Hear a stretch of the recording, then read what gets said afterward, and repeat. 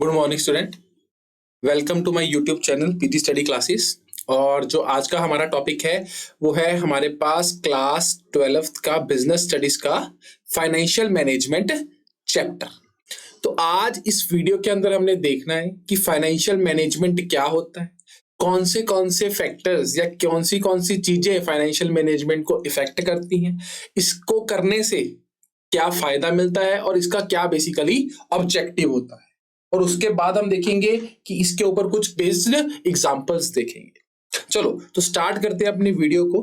तो सबसे पहले हमने वर्ड क्या है हमारे पास, फाइनेंशियल मैनेजमेंट। तो फाइनेंशियल का मतलब सबको समझ में आ गया। फाइनेंशियल मतलब किसके बारे में बात कर रहे हैं, मनी के बारे में, फंड्स के बारे में। तो कैसे फंड्स को, पैसे को मैनेज करना, that is called financial management. तो देखो फाइनेंशियल मैनेजमेंट का मतलब होता है कि कैसे आपके पास जो फाइनेंस है, आपके पास मतलब किसके पास, बिजनेस के पास। तो बिजनेस के पास जो भी फंड्स हैं वो फंड्स को कैसे मैनेज किया जाए ताकि कम से कम पैसे में ज्यादा से ज्यादा इफेक्टिवली उस पैसे को क्या किया जाए, यूटिलाइज किया जाए। ठीक है ना, that is called financial management. और क्या सिर्फ फंड्स को प्रॉपरली यूटिलाइज करना ही फाइनेंशियल मैनेजमेंट होती है? नहीं, सिर्फ फंड्स को यूटिलाइज करना फाइनेंशियल मैनेजमेंट नहीं होती। वो फंड्स कहां से आएंगे, उनको किस तरीके से वो पैसा आए ताकि कम से कम खर्चे पे वो पैसा बिजनेस को मिले, उसको प्रॉपरली बिजनेस क्या करे, अच्छे से यूटिलाइज करे और उससे जो भी रिटर्न हो उस रिटर्न को भी प्रॉपरली यूटिलाइज करने को क्या बोलते हैं, फाइनेंशियल मैनेजमेंट बोलते हैं। देखो बिना फाइनेंस के कोई भी बिजनेस रन कर सकता है? नहीं कर सकता। तो अगर बिजनेस के अंदर फाइनेंशियल मैनेजमेंट ना हो, मतलब बिजनेस को इतना तो पता है, यानी कि कंपनी को इतना तो पता है कि पैसा कहां से आएगा, बट उसको प्रॉपरली वो मैनेज ना करे, मतलब उसको यूटिलाइज ना कर पाए उतने अच्छे से, अनवांटेड एक्सपेंसेस किए जाएं, या कंपनी जो फंड्स ले रही है, फंड्स एक्वायर कर रही है, उन फंड्स को महंगे पे ले ले। जैसे फॉर एग्जांपल कि मान लो कंपनी को 10 लाख रुपए की जरूरत थी। कितने की जरूरत थी? 10 लाख रुपए की जरूरत थी। तो कंपनी अपने पास अवेलेबल ऑप्शन देखेगी, वो कैसे सस्ते में मतलब 10 लाख रुपया कम से कम कॉस्ट के ऊपर, मतलब जिसके ऊपर कंपनी को कम से कम खर्च पड़े, वहां से वो उठवाए। तो चाहे वो बैंक से क्या ले, लोन ले। तो मान लो लोन के ऊपर कितने परसेंट इंटरेस्ट था? 6% इंटरेस्ट था। या कंपनी क्या इशू करे, डिबेंचर इशू करे जिसके ऊपर 8% देना पड़ता था। या कंपनी क्या इशू करे, शेयर्स इशू करे। ठीक है ना। तो कंपनी इन सारी चीजों को क्या करेगी, इस सारी चीजों को एनालाइज करेगी। यानी कि कैसे एनालाइज करेगी, अकेला रेट ऑफ रिटर्न से नहीं कि किसका खर्चा कम पड़ रहा है, किसमें पैसा लगातार पेमेंट करना है, मतलब सारी चीजें जो उसके बिजनेस के लिए अंदर क्या करेंगी, अफेक्ट करेंगी। जैसे इसमें हमने देखा कि बैंक लोन कितने का है, 6% पे मिल रहा है, और डिबेंचर कितने में मिल रहा है, 8% पे मिल रहा है, और शायद शेयर होल्डर को 10% देना पड़े। बट कंपनी फिर क्या प्रेफर करेगी कि बैंक से क्या ले लो, लोन ले लो।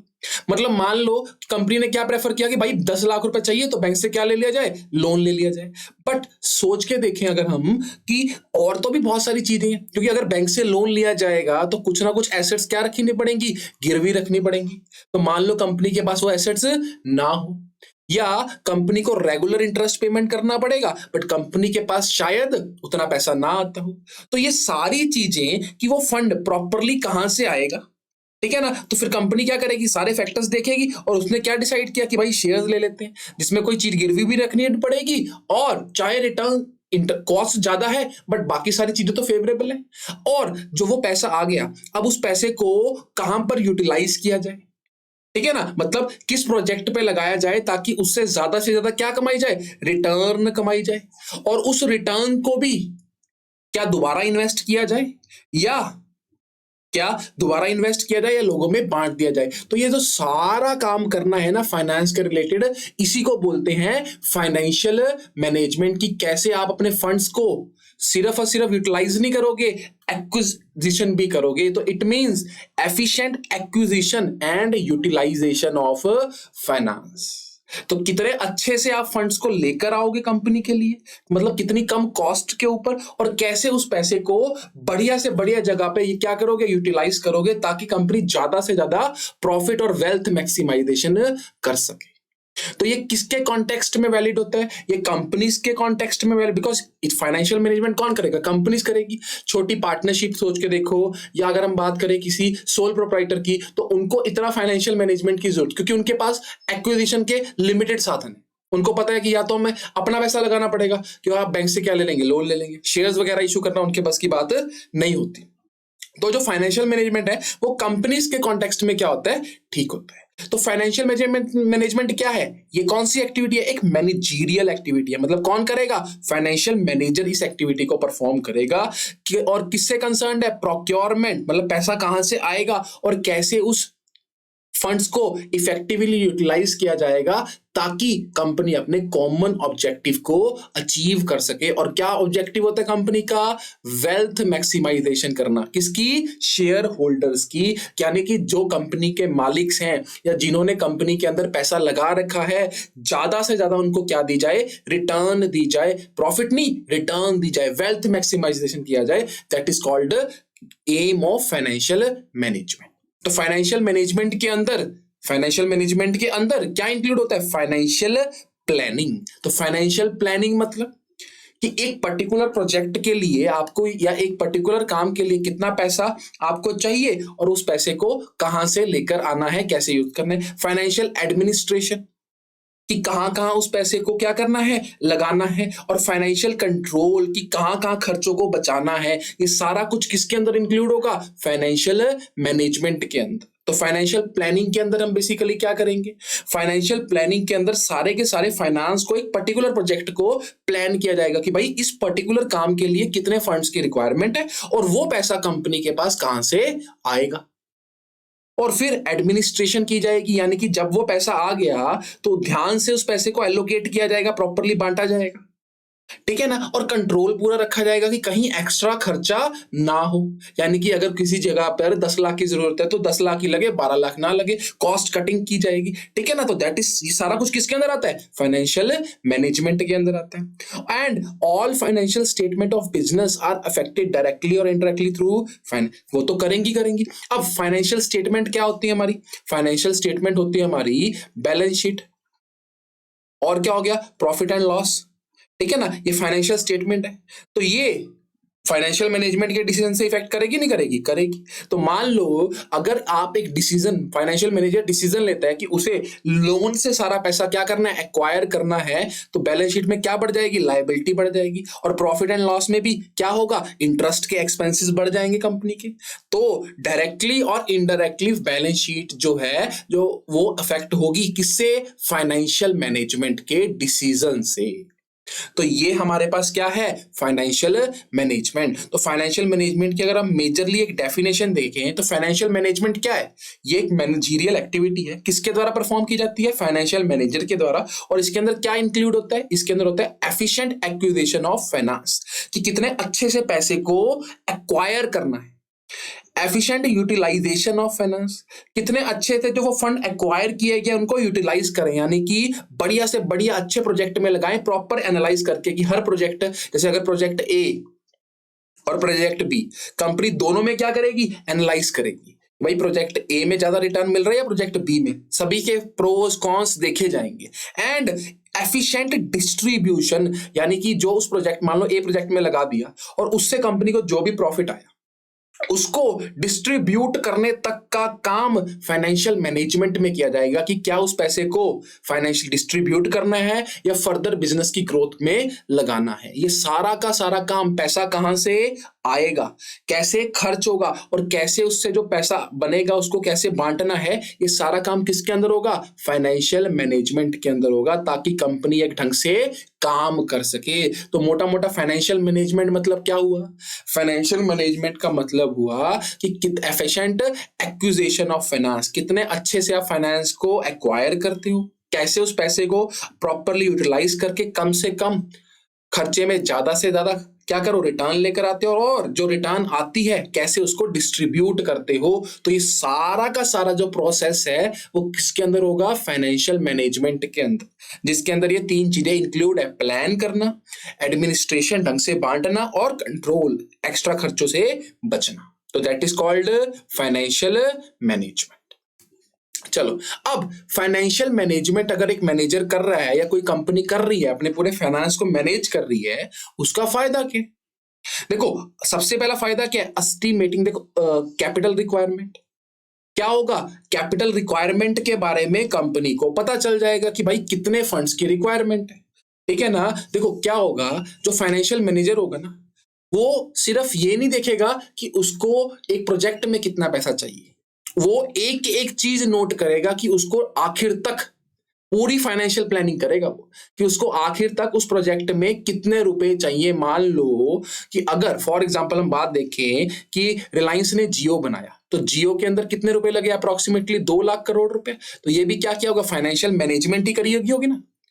तो 2 लाख करोड़ क्या सिर्फ एक प्रोजेक्ट पे लगे? नहीं, छोटे छोटे और बहुत सारे खर्चे होंगे। कितने टाइम पीरियड तक रखना है, कितने टाइम पीरियड तक फ्री देना है, ये सारा कुछ फाइनेंशियल मैनेजमेंट के अंदर होगा। तो estimating capital requirement on the basis of cost, profit और फ्यूचर प्रोग्राम। यानी कि क्या फायदा है फाइनेंशियल मैनेजमेंट का? आप कैपिटल रिक्वायरमेंट की एस्टीमेट लगा सकते हो कि कंपनी को मोटा मोटा इतने काम के लिए क्या चाहिए, पैसा चाहिए। देखो, अगर फाइनेंशियल मैनेजमेंट नहीं करोगे तो क्या दिक्कत आती है?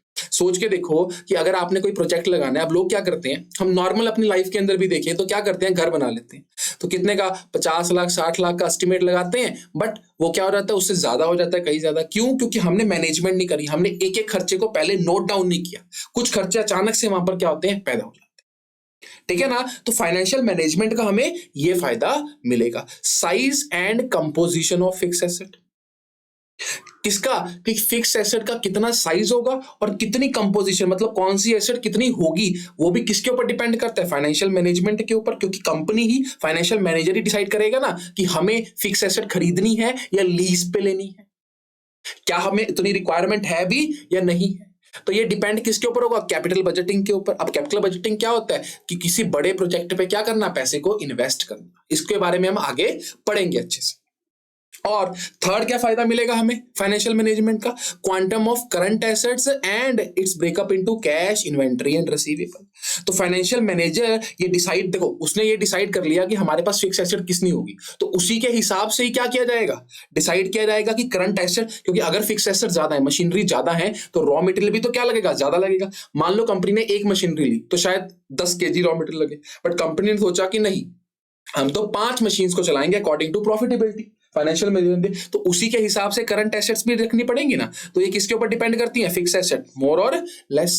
और the amount of long term on short term fund to be use. मतलब फाइनेंशियल मैनेजर ये भी डिसाइड करेगा कि भाई हमें लंबे समय तक पैसे की रिक्वायरमेंट होगी या शॉर्ट टर्म तक के पैसे की रिक्वायरमेंट होगी, यानी कि कौन सी पॉलिसी को हमने अपनाना है। तो policy of liquidation, more cash in hand prefer to have more of long term finance. मतलब अगर कंपनी पॉलिसी अपनाएगी लिक्विडेशन की, अब लिक्विडेशन मतलब क्या होता है कि कंपनी के पास ज्यादा कैश रहे हाथ में, ताकि कंपनी को जब भी कभी सस्ती चीज मिले, बिकॉज कॉस्ट का कभी नहीं पता, कभी भी सस्ती हो सकती है, कभी में, तो कंपनीज क्या करेंगी, लिक्विडेशन की पॉलिसी अपनाएंगी। देखो नॉर्मली छोटा दुकानदार होता है, वो भी लिक्विडेशन की पॉलिसी पे चलता है, कैश पे माल उठाए, जिससे क्या मिलेगा, चीज भी सस्ती मिलती है। तो अगर कंपनी ने सोचा कि हमें लिक्विडेशन रखना है तो ज्यादा कैश हाथ में चाहिए, तो लॉन्ग टर्म फाइनेंस भी क्या रखना पड़ेगा, ज्यादा बढ़ना पड़ेगा, बट उससे प्रॉफिट क्या होगा, कम होगा। बिकॉज क्यों? क्योंकि आप लॉन्ग टर्म के लिए पैसा रख रहे हो, तो इंटरेस्ट क्या देना पड़ेगा, ज्यादा पे आउट करना पड़ेगा।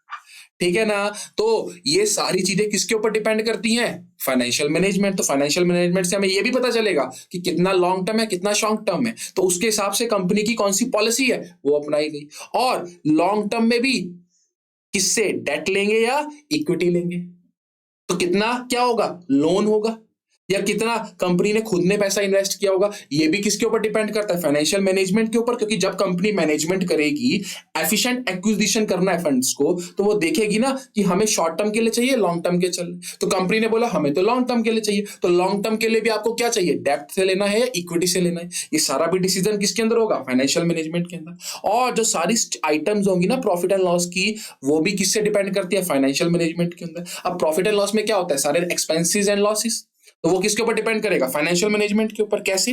अगर मान लो कंपनी की लॉन्ग टर्म पॉलिसी है या कंपनी ने डेट लिया, तो क्या देना पड़ेगा, इंटरेस्ट पे करना पड़ेगा। और अगर मान लो कंपनी ने क्या बोला कि हमें प्रोजेक्ट को बड़ा रखना है, तो सैलरी शायद इंप्लॉइज ज्यादा लगेंगे, या कम लगेंगे, रॉ मटेरियल की कॉस्ट, ये सारी चीजें किसके ऊपर डिपेंड करती हैं? फाइनेंशियल मैनेजमेंट के ऊपर। आपका statement of profit and loss कैसा होगा वो कौन डिसाइड करेगा? फाइनेंशियल मैनेजर, क्योंकि जैसा वो प्रोजेक्ट चुनेगा उस हिसाब से खर्चा आएगा। अगर आप चुनते हो कि नहीं मशीन नहीं लगानी, ज्यादा लेबर लगानी है, तो सैलरी एक्सपेंसेस क्या होंगे? ज्यादा होंगे, ठीक है ना। मेकिंग फाइनेंशियल डिसीजन, क्या लेगा? फाइनेंशियल डिसीजंस लेगा कि भाई पैसा कहां पर खर्चना है, कैसे खर्चना है। और डिसाइडिंग डिविडेंड पॉलिसी, मतलब कितना डिविडेंड बांटना है। मतलब कि अगर कंपनी को 1 लाख का प्रॉफिट हुआ, क्या सारा का सारा लोगों में बांटना है या कुछ रखना भी है? तो ये सारा काम कौन करेगा? Financial management. तो फाइनेंशियल मैनेजमेंट का ये फायदा होता है, पता चल जाता है, ये सारी पॉलिसीज तैयार हो जाती है किसमें? फाइनेंशियल मैनेजमेंट के अंदर। तो ये क्या था? फायदा था, इंपॉर्टेंस थी फाइनेंशियल मैनेजमेंट। चलो, तो नेक्स्ट देखते हैं हम ऑब्जेक्टिव ऑफ फाइनेंशियल मैनेजमेंट, यानी कि फाइनेंशियल मैनेजमेंट का मेन ऑब्जेक्टिव क्या है, क्यों की जाती है फाइनेंशियल मैनेजमेंट। देखो, फाइनेंस को मैनेज कर रही है कोई कंपनी, क्यों की जाएगी? ताकि क्या किया जाए? वेल्थ इंक्रीज, बढ़ाई जाए, किसकी? शेयर होल्डर की। देखो, एक चीज ध्यान रखनी है, एक होता है प्रॉफिट बढ़ाना, एक होता है वेल्थ बढ़ाना। दोनों क्या है? डिफरेंस चीजें हैं, दोनों में क्या है? फर्क है। अब प्रॉफिट ज्यादा देने से मतलब क्या होगा? प्रॉफिट ज्यादा कमाने से, देखो फाइनेंशियल मैनेजमेंट मतलब कंपनी का मेन मोटिव क्या होगा? प्रॉफिट। और वो प्रॉफिट से ही कंपनी की क्या बढ़ेगी? शेयर होल्डर की वेल्थ बढ़ेगी। तो कंपनी बेसिकली ऐसे डिसीजन लेगी जिससे शेयर होल्डर की क्या बढ़े? वेल्थ बढ़े, ना कि प्रॉफिट बढ़े। प्रॉफिट भी बढ़ाना क्या होगा? एक ऑब्जेक्टिव होगा कंपनी का, लेकिन मेन ऑब्जेक्टिव क्या होगा? वेल्थ इंक्रीज करना, किसकी? शेयर होल्डर्स की। जैसे आप सोच के देखो कि क्या हुआ, जियो आई, तो जियो ने 3 साल तक क्या दिया? फ्री दिया था ना। तो क्या उन्होंने प्रॉफिट की तरफ ध्यान दिया? नहीं, बट उन्होंने क्या बढ़ा दी? वेल्थ बना दी शेयर होल्डर के लिए। कैसे? मार्केट में एक रेपुटेशन बन गई जियो की, उन्होंने अपनी सर्विस दी। तो जो जिससे ना रिलायंस के जो शेयर्स थे उनका प्राइस क्या हो गया? 100 रुपए का शेयर 500 का, 1000 का, 2000 का, इतनी वैल्यू उनकी शेयर्स की क्या होनी शुरू होगी? बढ़नी शुरू होगी। ठीक है ना। तो अगर मान के देखो कि मान लो कोई, आप भी देखो कि अगर आसपास आपके कोई कंपनी है, बेसिकली वो कंपनी है या कोई फर्म है, वो क्या करे? वो शायद प्रॉफिट चाहे कम कर ले, बट वेल्थ बन। अब वेल्थ मतलब क्या होता है? वेल्थ मतलब होता है लॉन्ग टर्म के लिए आपके पास फंड बने। तो अगर कोई ऐसी कंपनी है जो प्रॉफिट कम ले रही है बट प्रोडक्ट अच्छा क्वालिटी का दे रही है, तो उससे क्या होगा? उसकी रेपुटेशन बनेगी मार्केट में। अब रेपुटेशन बनेगी तो वो 1 साल के लिए, 2 साल के लिए सर्वाइव करेगी या लॉन्ग टर्म के लिए सर्वाइव करेगी? लॉन्ग टर्म के लिए। तो उसकी क्या क्रिएट होगी? वेल्थ क्रिएट होगी। तो that is called wealth maximisation. क्या होगा? वेल्थ मैक्सिमाइजेशन होगी, ज्यादा से ज्यादा शेयर होल्डर की वेल्थ को बढ़ाना। ये मेन काम किसका है? फाइनेंशियल मैनेजमेंट का। तो याद रखना है, प्रॉफिट इंक्रीज करना नहीं, प्रॉफिट भी करेगा फाइनेंशियल मैनेजमेंट। मैनेजर जो होंगे वो प्रॉफिट इंक्रीज करेंगे, तभी नो डाउट वेल्थ इंक्रीज होगी। बट मेन मोटिव क्या है? शेयर होल्डर की वेल्थ को बढ़ाना। और वेल्थ कैसे बढ़ेगी शेयर होल्डर्स की? जो उनके पास शेयर्स हैं उनका प्राइस बेसिकली क्या हो? ज्यादा से ज्यादा बढ़ाया जाए। तो शेयर होल्डर की जो वेल्थ होगी वो कैसे होगी? उसका एक छोटा सा फार्मूला है, number of shares into market price of share. तो मान लो आप, एक एबीसी लिमिटेड कंपनी थी, उसके शेयर कितने लिए? आपके पास 100 शेयर थे और एक शेयर कितने का था? 50 का था। तो अब आपके पास कितने हैं? 5,000 रुपए। तो मान लो कंपनी ने कुछ अच्छे प्लान्स, पॉलिसीज बनाई, ठीक है ना, फाइनेंस अच्छा से करिए, कंपनी मैनेज कर रही है और कंपनी को अच्छा खासा प्रॉफिट हो रहा है। तो उससे क्या हुआ? बहुत सारे लोग उस कंपनी के शेयर्स को लेना चाहते हैं। तो अब शेयर होल्डर से क्या हुआ? शेयर की वैल्यू बढ़ गई कि कम होगी? बढ़ गई। तो अल्टीमेटली जो 100 शेयर्स थे उनकी वैल्यू कितनी होगी? 200 होगी। तो कितना हो गया? वेल्थ बढ़ी कि नहीं बढ़ी? बढ़ गई। और कितने गुना बढ़ गई? 4 टाइम्स बढ़ गई। तो प्रॉफिट शायद 1 साल 2 साल होगा, बट वेल्थ लॉन्ग टर्म बढ़ेगी। ठीक है ना। तो मेन मोटिव क्या होता है? शेयर होल्डर की वेल्थ को बढ़ाना, number of share into market price. तो पहले मार्केट प्राइस क्या था? 50, अब कितना था? 200। अच्छा, सिर्फ, और ये जो वेल्थ बढ़ानी है ना, ये फेयर मीन से बढ़ानी है। फेयर मतलब जेन्युइन काम से बढ़ानी है, कोई गलत काम करके नहीं कि जानबूझ के। अब बहुत सारी कंपनीज होती हैं जानबूझ के अपने शेयर की वैल्यू क्या करती हैं? बढ़ाती हैं। तो मेन फेयर काम, फेयर काम मतलब कैसे? डिसीजन से। कैसे? इट इज मैक्सिमाइज, कैसे बढ़ेगा? अवॉइड हाई रिस्क प्रोजेक्ट, यानी कि जिसके ऊपर ज्यादा रिस्क है कंपनी उन प्रोजेक्ट में कम लगाए, ज्यादा से ज्यादा प्रॉफिट क्या करे, बढ़ाए, सेल्स की ग्रोथ करे, लिक्विडिटी मेंटेन कर रखे मतलब कि कंपनी के पास कैश हो, जब भी उसके खर्चे हो वो दे सके और अपने क्रेडिटर्स को टाइमली क्या करे, पेमेंट करे, जिससे मार्केट में उसकी अच्छी रेपुटेशन होगी। तो ऐसी कंपनी के अंदर सभी लोग क्या करना चाहेंगे, इन्वेस्ट। जैसे एग्जाम्पल में क्या दो, टाटा। तो टाटा क्या है, टाटा यही काम करती है बेसिकली, रिस्की प्रोजेक्ट में कम लगाती है, प्रॉफिट्स के ऊपर, सेल के ऊपर मेनली फोकस करती है। तो उनके शेयर होल्डर की वेल्थ क्या हो रही है, लगातार बढ़ती जा रही है। तो मेनली यही काम है किसका, फाइनेंशियल मैनेजमेंट का। तो मेन मोटिव क्या है, वेल्थ बढ़ाना, ना कि प्रॉफिट बढ़ाना। प्रॉफिट बढ़ेगा तो वेल्थ ऑटोमेटिकली बढ़ जाए, और वेल्थ बढ़ेगी तो प्रॉफिट ऑटोमेटिकली होगा ही होगा। किसको, शेयर होल्डर को। ठीक है ना। चलो, और प्राइमरी ऑब्जेक्टिव तो ये था, और सेकेंडरी ऑब्जेक्टिव क्या है, ऑपरेशनल ऑब्जेक्टिव है, सोशल है और रिसर्च है। तो मतलब जितना पैसे की जरूरत है, सेकेंडरी ऑब्जेक्टिव क्या होगा फाइनेंशियल मैनेजमेंट का, कि भाई जितना फंड्स की रिक्वायरमेंट है वो टाइमली क्या हो, अवेलेबल हो। इफेक्टिव यूटिलाइजेशन ऑफ फाइनेंस, कि बस पैसे को अच्छे से क्या करें, यूटिलाइज करें। और सोसाइटी के प्रति भी क्या जिम्मेवारी होगी आपकी फाइनेंशियल मैनेजमेंट की, कि जो भाई जो इंटरेस्ट है उसकी टाइमली पेमेंट हो, प्रॉपर वेजेस पे की जाए, टैक्सेस पे की जाए, और डिविडेंड दे अपने शेयर होल्डर को टाइम से। ठीक है। रिसर्च क्या होगा, कि नया बेटर प्रोजेक्ट चुने, किसके लिए, इन्वेस्टमेंट के लिए। तो लगातार कंपनीज क्या करती रहती हैं, नए नए प्रोजेक्ट। जैसे आजकल कंपनीज किसके अंदर पैसा लगा रही हैं, ग्रीन एनर्जी के ऊपर, सोलर के ऊपर, ठीक है ना, ईवी के ऊपर। तो नए नए रिसर्च करके नए नए प्रोजेक्ट्स को, ताकि फाइनेंस क्या कर से आगे जाके शेयर होल्डर की वेल्थ को बढ़ाया जा सके। तो मेनली हमारे पास क्या ऑब्जेक्टिव था शेयर होल्डर का, फाइनेंशियल मैनेजमेंट का, शेयर होल्डर की वेल्थ को मैक्सिमाइज करना। चलो, तो हम इसकी एक एग्जांपल देखते हैं छोटी सी, कि RE agro limited is a famous multinational company. Mister S K Nagi is its finance manager. He is making effort to increase the market value of capital invested by the equity shareholder। यानी कि वो क्या बढ़ाना चाहते हैं, market value बढ़ाना चाहते हैं। जितना पैसा इक्विटी शेयर होल्डर ने लगाया है ना, उनके शेयर्स की मार्केट वैल्यू बढ़ाना चाहते हैं। He already knew it could be possible only when the price of the shares increase, and price of share increase only if financing, investment and dividend decision are taken optimally। He did the same and achieved success। तो ये किसके बारे में बात कर रहे हैं, ये बात कर रहे हैं फाइनेंशियल मैनेजमेंट के बारे में। किस कंसेप्ट के बारे में बात करी गई थी यहाँ पर, फाइनेंशियल मैनेजमेंट कॉन्सेप्ट के। तो क्वेश्चन क्या था हमारे पास, कि किस कॉन्सेप्ट के बारे में बात की गई। तो किस कॉन्सेप्ट के बारे में बात गई है, financial management. Because main motive क्या था फाइनेंशियल मैनेजर का, अपने शेयर होल्डर की वेल्थ को बढ़ाना। और वो वेल्थ कैसे बढ़ेगी शेयर होल्डर की, 3 डिसीजन लेकर। कौन से, कैसे, कहां से फाइनेंस आएगा, कैसे उस पैसे को इन्वेस्ट किया जाएगा, और डिविडेंड कैसे लोगों में डिस्ट्रीब्यूट करना है। ये तीनों डिसीजन जब कंपनी लेगी या कंपनी का फाइनेंस मैनेजर लेगा, तो ऑटोमेटिकली शेयर होल्डर की वेल्थ क्या होगी, इंक्रीज करेगी, इंप्रूव्ड करेगी।